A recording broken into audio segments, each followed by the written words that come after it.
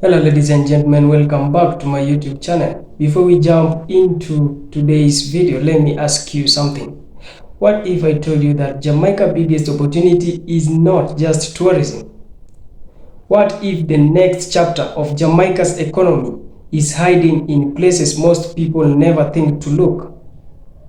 Could Jamaica become one of the most advanced economy in the Caribbean, or is just another dream that sound good on paper? Stick around because this conversation might change the way you see Jamaica forever. Continue watching until the end, and if you have not subscribed to the channel, please remember to subscribe to get more information. So kindly stick around, watch the video until the end, then I'll come back with more comments. Jamaica imports 1 billion US dollars worth of food every year into the country. 60% of that goes back to hotels. So $600 million worth of food goes back to the hotels. Tourists eat that. The other 40%, 400 million US dollars, goes back into local community for people to be able to feed themselves. I believe that the greatest investment that anyone can do in Jamaica right now is agriculture. If you live outside of Jamaica, you should be thinking agriculture. You have lands, many of you have lands, family lands, arguing over land. Use that land and farm food. Drop your name in my inbox if you want to talk more about this. Wow, guys. So Jamaica is pushing to establish a commercial rare earth plant. Honestly, rare earths in Jamaica. This could either make the country real rich or repeat the same old Caribbean story. Because every superpower right now is fighting over what? Rare earth materials for phones, electric cars, military tech, what else? AI chips, wind turbines. All of them need rare earths. And Jamaica is sitting on red mud from bauxite mining that scientists say contain valuable rare earth elements. But what makes this even more interesting is the fact that China controls roughly 70% of global rare earth mining and more than 90% of refining. So the West has been quietly panicking about dependency for absolutely years, right? Whereas if Jamaica can process and refine locally, that's leverage that Jamaica can effectively take into trade deals, jobs and national strategy. But caution lies here, not only because the big TRUMP, right? But also, is this going to be foreign companies getting rich while locals get pollution? Or is it going to be a real opportunity for industry, exports and jobs? Because countries with natural resources don't automatically become wealthy. Many of them end up with what they call a resource curse. And locals still end up struggling with inequality. The richest country isn't always the one with the resources. It's usually the one that controls the processing. So if I was advising Jamaica, I'd say this, right? Embed Jamaican scientists into the refining process through maybe university partnerships so that technical knowledge stays in country. Build local processing plants so Jamaica captures the margin, not just shipping raw material. Take equity stakes so that the country owns upside rather than just risk. And make sure that you lock in some sort of environmental protections, because one single contamination event could wipe out tourism and agriculture. Take this really seriously, right? The real money in rare earths is refining, manufacturing and supply chain control, not extraction. Jamaica has the geopolitical moment, the waste and the global demand. But what it cannot afford is mining cheap and buying back expensive, which is basically the colonial economics model with a new logo, right? Jamaica, come and talk to me in the comments, right? Is this a national opportunity or another foreign company payday? Anyway, if this video hits 500 comments, what I'll do is a long form breaking down how countries like Jamaica can actually finance things like refineries, processing plants and £1 billion or dollar, whichever denomination, projects, right? Don't forget to like and comment and use that little button down there somewhere. I think it's like where the comment section is, to gift if you want to support. And if you really want to support more, then you can become a paid subscriber. Anyway, love you guys. Don't forget to comment. Just write Jamaica. You really believe that the time is now to invest and to develop both the pork and the egg industries for long-term sustainability. In the next 10 years, we're hoping to double the size of the industries in terms of production and consumption. We're going to do that through developing a contract grower network, very similar to what we do with broilers, where we have these very large, modern, tunnel ventilated facilities, and we partner with contract growers to provide the products to the market. There are 2 projects that in the next 12 months that we will be investing in. The first one is a 40,000 bird layer house, again tunnel ventilated and modern, climate controlled, and this will serve as a pilot for the future farmers to come. The second is a 640 sow breeding unit for pigs. Right? These are 2 totally different facilities, 2 totally different farms, right? And that farm will basically act like a hatchery, like for chicks. What it will produce is baby piglets that will go to the farmers. And that farm will produce about 15,000 piglets that will go then to contract growers to finish. And those pigs will then go into the processing plant. And what we'll be able to do at that point in time is to increase our copwood pork production by 50%. Last year up by UTEC, Andrew Holness and America had launched a program to launch a program for the to make Jamaica the robotics hub of the world. And I was there. I listed everything. It was a couple of days, and I was there. I didn't go there specifically for that. I was on the compound, and the program was launched, and I saw it, so I know what it was about. And in it, he wanted to make Jamaica the robotics hub, to launch everything he wants to launch from Jamaica, which is why, and this storm Melissa is an artificial intelligence. It is actually artificial hurricane, artificial storm, and it's their program. It's part of their robotics program where them have AI program. Now, the reason why you see the reporters are here, and all these reporters, these international reporters are here because of the launch, and they want to make Jamaica the launch to see how big of a program it is. That is why they are here, to use the artificial hurricane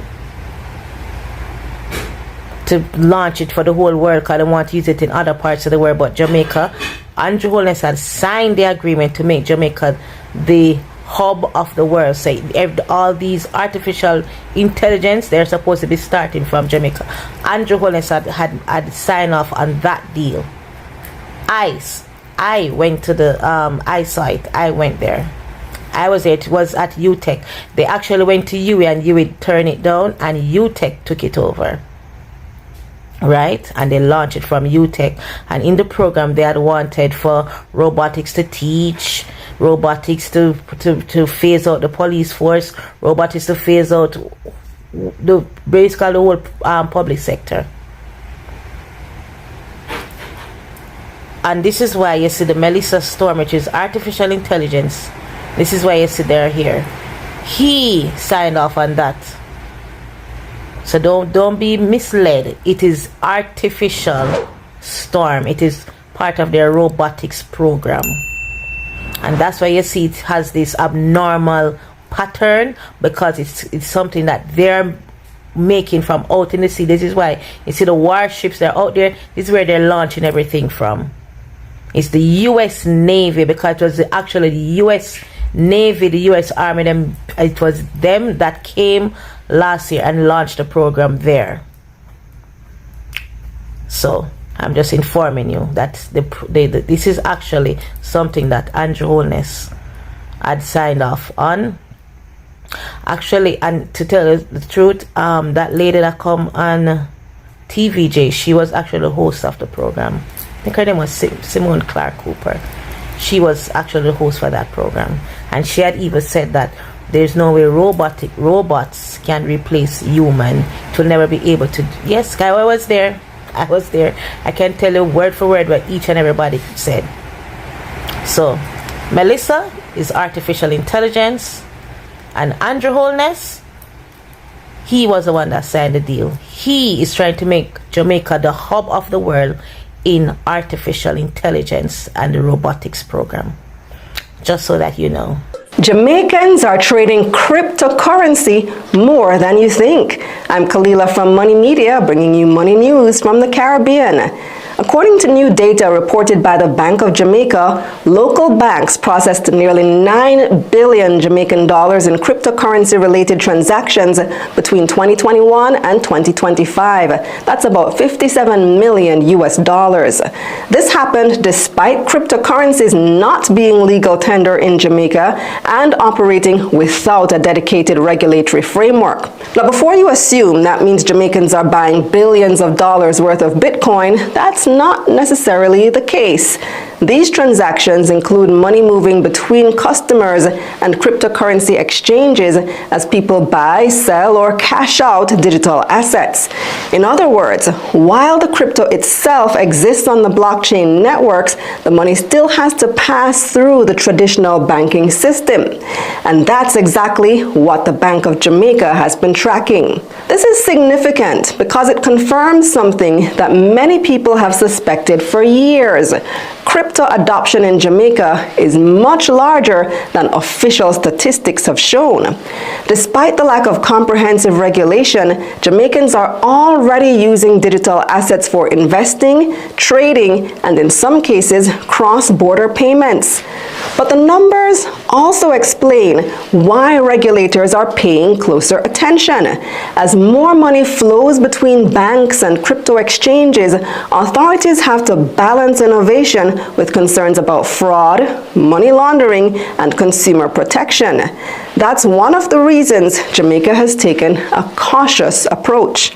Unlike Jamdex, which is issued and backed by the Bank of Jamaica, cryptocurrencies like Bitcoin and Ethereum aren't issued by any government. Their prices can swing dramatically, and investors have little regulatory protection if something goes wrong. Yet, the market continues to grow. Globally, cryptocurrencies have become a multi-trillion dollar asset class, and Jamaica appears to be participating in that trend, even if it's happening quietly. So the real question now isn't whether crypto is here, it's whether Jamaica's regulatory framework can keep up with how quickly it's growing. And that's the bottom line. Jamaica, look at me, because last year when I stood right here and told you about oil exploration offshore, a lot of you laugh, a lot of you said I was crazy, and a lot of you tell me if you go take me medicine. You said nothing not going on out there. You said it's not true. Enough of you said we must stop the foolishness and the fear mongering. Jamaica, now look at us in 2026. The same thing I was warning and talking about is in our face. You see right now, United Oil and Gas, yes, the same company I've been talking about since last year, have already found hydrocarbons offshore Jamaica. Jamaica, that means this is not talk, it's not foolishness, it's not fear-mongering, I am not crazy. It's not conspiracy. Jamaica, this is movement. This is progress. This is a country stepping into an oil system. Whether you were paying attention or not, Jamaica, you didn't listen. And this is the part that should bother you, not me, you. Because the warning did not start today. The information did not just appear. Jamaica, you just did not take it seriously. And most of you waited until it showed up into the headlines. Yes, you waited until it showed up in the headlines to say, maybe this is real. But Jamaica, by then, they are already moving. And now I see some people celebrating. Yes, Jamaica celebrating. Talking about Jamaica rich now. Oil going to change everything. Jamaica, Listen to me very carefully. Oil does not belong to you just because it is in your country. Jamaica, that's not how this works. Jamaica, remember, this is not vibes. This is contracts. This is control. And this is power. So Jamaica, let me tell you who really benefits. The company that prove oil exists. That company, their value immediately goes up. And the other people who benefits are the investors that step in early because they position themselves way before anything ever starts. And let's not forget the big oil players that come in with the money. Yes, they're the ones with the money. They're the ones that come in with the equipment. They're the ones that do the extraction. And they're the ones that take the largest share. That's the structure, Jamaica, and that's the system. And by the time you're celebrating Jamaica, the money is already moving in directions you were never included in. So then you have to ask the question, if they're the ones that benefit, who takes the risk? So Jamaica, let's talk about this side that nobody wants to sit with. Because while everybody likes the upside, nobody wants to talk about the impact. If something goes wrong, Jamaica, if there's an oil blowout, Jamaica, and oil hits our water, Jamaica, the fishing communities feel it. The coastlines becomes affected. And who will be standing in that reality, Jamaica? You, not the executives overseas. You, not the investors watching their numbers. You, the people, the land, the ones who did not sign the contract. But you're still dealing with the consequences. And yes, I know, Jamaica, they will tell you. There are laws. There are protections. There are systems in place for this. Jamaica, let me tell you something that history has already showed. Money does not always fix damage. Time does not always restore what was lost. And the people closest to the impact are the ones who carry it the longest. So now Jamaica, Fifth Element is going to address something that nobody wants to hear. But I'm going to say it clearly so nobody can twist my words. Jamaica already sits in a seismic region. Yes, connected to the Enrique Plant and Garden Fault Zone. Remember, earthquakes happen here naturally. And although drilling does not control tectonic movement, operating in a faulted, pressure-sensitive region is not something you play with blindly, Jamaica. So let me say this clearly, especially for the ones who laughed last year. This is not about being right. This is about being aware. Because while you were doubting Jamaica, doubting me and the information, things were moving. While you were laughing, Jamaica, systems were forming.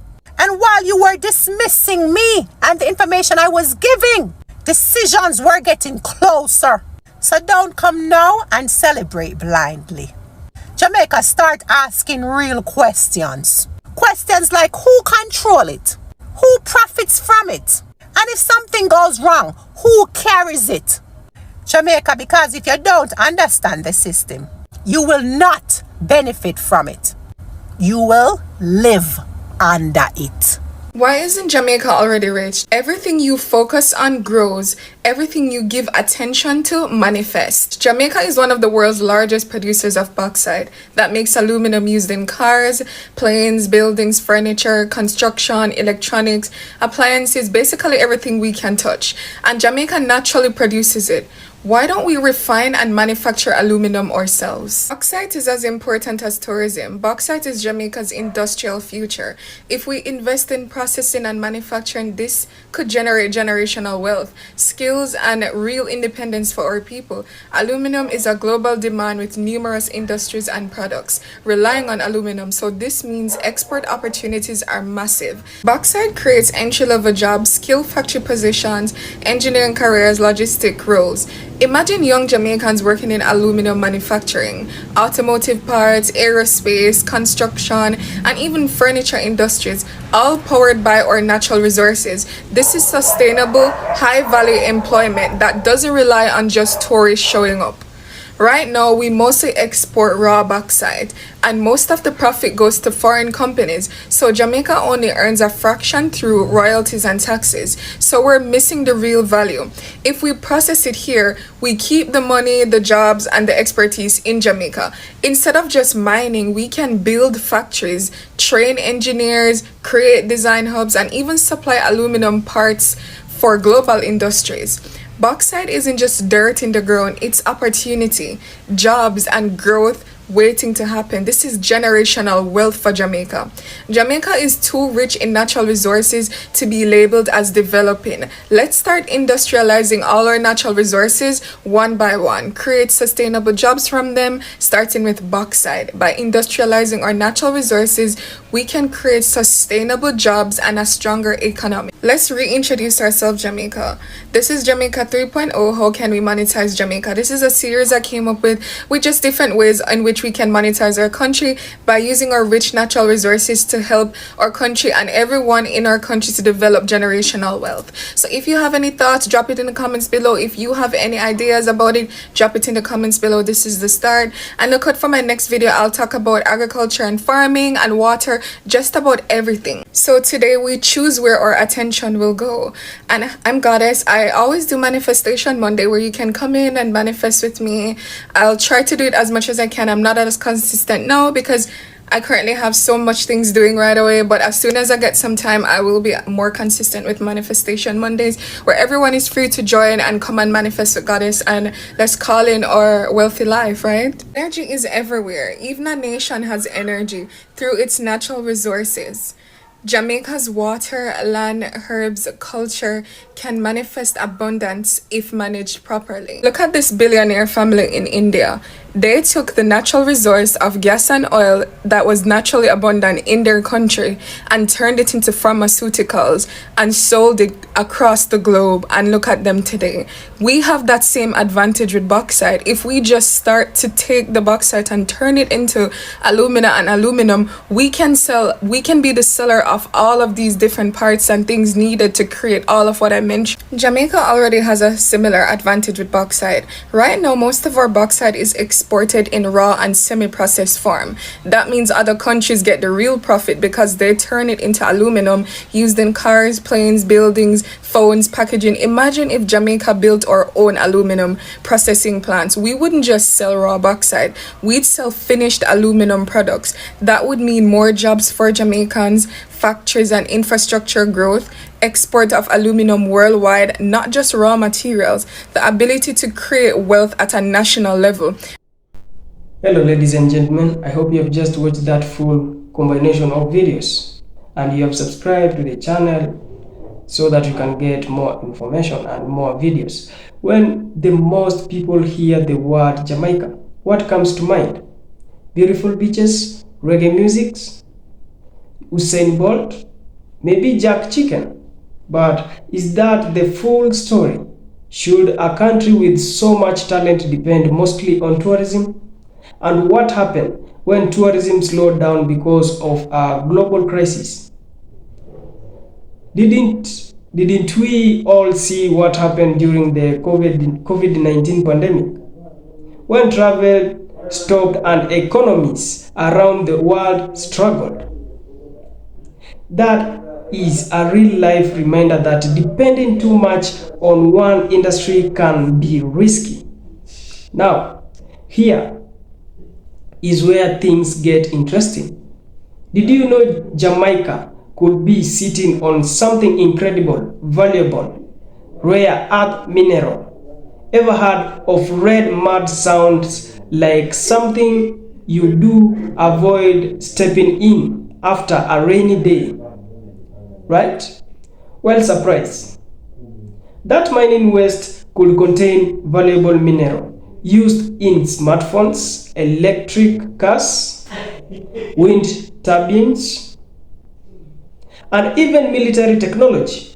Imagine throwing away a treasure chest because of thought it was just that. Crazy, isn't it?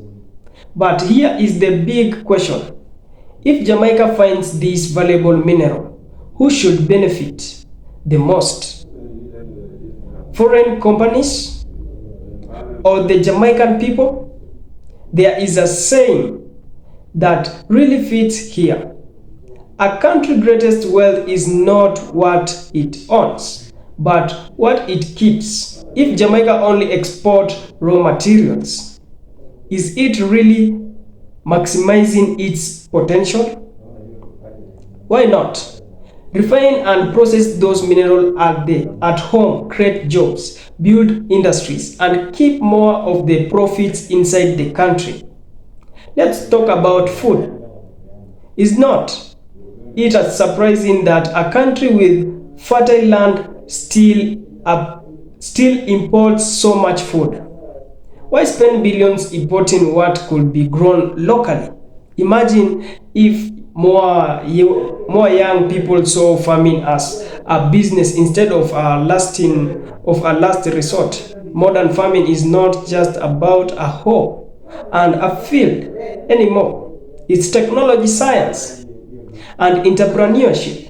The video talks about expanding pork and eggs production through contract farming. Could that reduce food imports? Could it create thousands of jobs? It certainly sounds possible. You know what people say?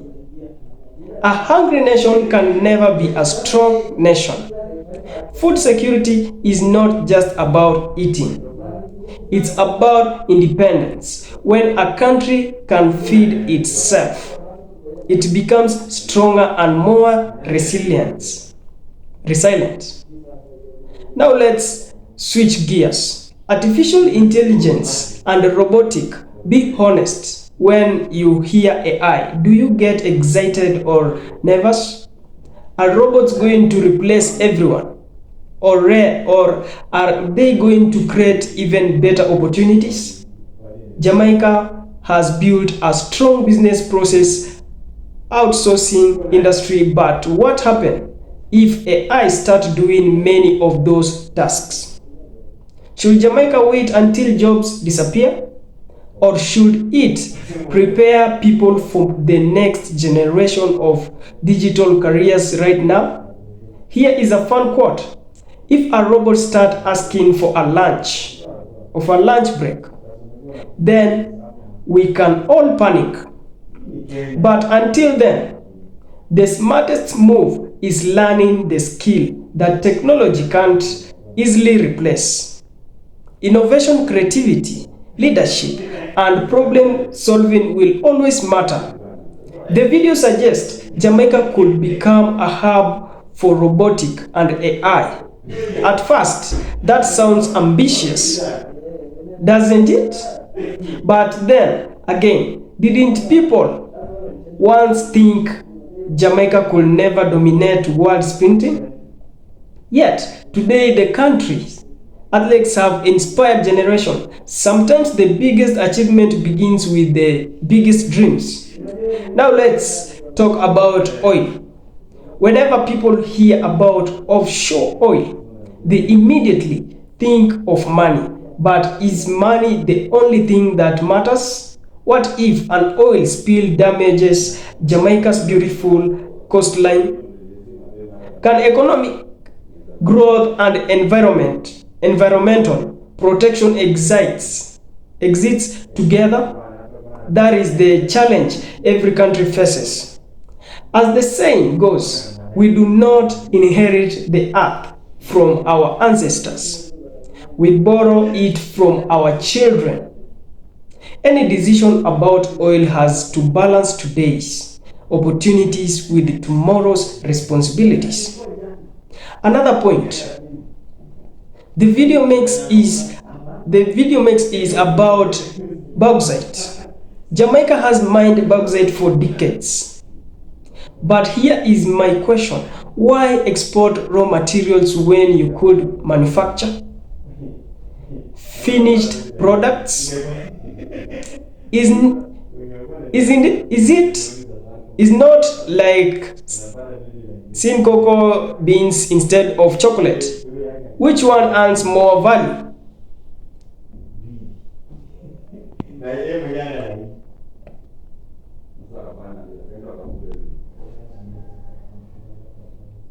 If aluminium products were made in Jamaica instead of somewhere else, imagine the factories, skilled jobs, and new business that could emerge. This reminds me of a country like South Korea. Decades ago, it was not known as technology giant. Through investment in education, manufacturing, and innovation, it transformed its economy. Could Jamaica follow its own unique path?